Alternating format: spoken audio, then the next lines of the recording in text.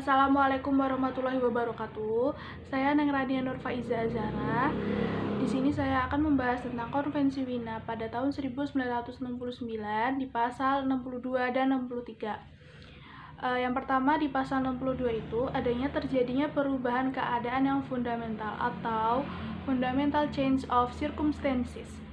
Nah, di pasal ini tuh juga memuat alasan, yaitu yang disebut asas rebus sixtantibus.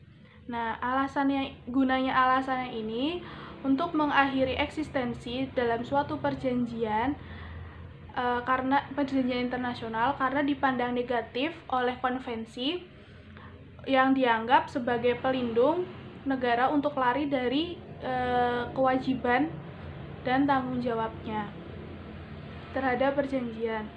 Nah, di dalam pasal ini tuh juga terdapat dua batasan, yaitu di pasal 62 ayat 2 yaitu terdapat batasan-batasan, yaitu yang pertama pembatasan berdasarkan waktu terjadinya, di mana keadaan ini tuh terjadi di perumusan perjanjian. Yang kedua adalah pembatasan subjektif.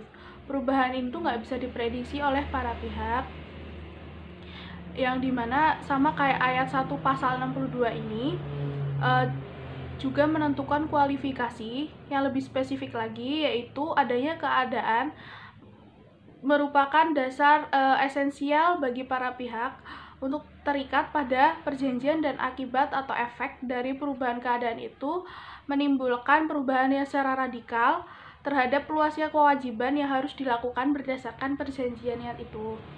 Nah, menurut Mike Komar Anta Atmaja, asas rebus sixtantibus ini tuh juga punya syarat-syarat. Nah, yaitu yang pertama adalah adanya perubahan suatu keadaan yang tidak terdapat pada waktu pembentukan perjanjian. Nah, yang kedua adalah perubahannya itu tuh perihal suatu keadaan yang fundamental bagi perjanjian tersebut. Yang ketiga, perubahan ini tuh nggak bisa diprediksi oleh para pihak.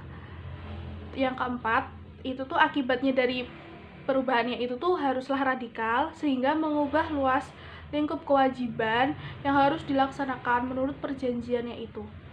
Yang kelima, penggunaan asasnya itu tidak dapat diterapkan pada perjanjian perbatasan dan juga terjadinya perubahan keadaan akibat pelanggaran yang dilakukan oleh para pihak yang mengajukan tuntutan.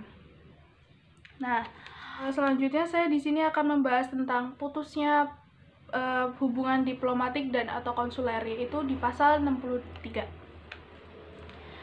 Nah, kayak gini tuh ya biasa terjadi di antar kedua negara dikarenakan mereka ya berselisih, berkonflik, bersenjata, kayak gitu. Tapi selain mereka mempunyai konflik bersenjata, tapi mereka itu tuh nggak mengakhiri perjanjian mereka tetap dilaksanakan. Cuma mungkin dikarenakan ada sedikitnya konflik itu tuh mungkin agak sedikit terhambat, kecuali mereka itu merusak hubungan dan nggak bisa dipisahkan dari penerapan perjanjiannya itu. Nah, komunikasi antar kedua negara ini kalau misalnya mereka nggak punya hubungan diplomatik atau konsulernya, biasanya melalui penggunaan jasa negara ketiga. Sudah, sekian dari saya. Wassalamualaikum warahmatullahi wabarakatuh.